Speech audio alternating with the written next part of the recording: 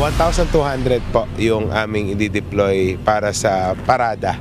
Kasama po yung maglilinis kung inyo pong naman na-observe, even yung mga previous, pagkadaan po ng prosesyon ay nililinis na po kaagad natin kung may mga naiwan na kalat.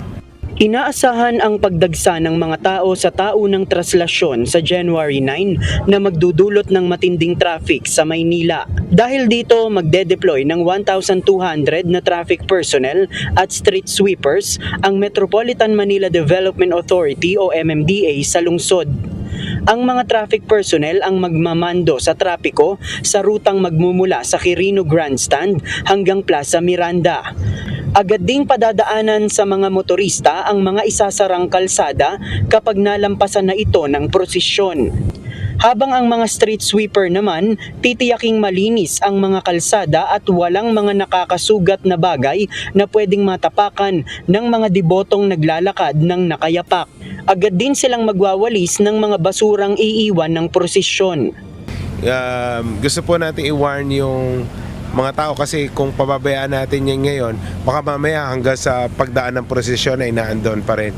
Kaya nag-intensify po tayo ng clearing operation sa dadaanan po ng parada at yan po ay araw-araw. Samantala, ang Mobile Command Center ng MMDA ay gagamitin din sa traslasyon sa kauna-unahang pagkakataon mula nang nailunsad ito noong nakaraang taon.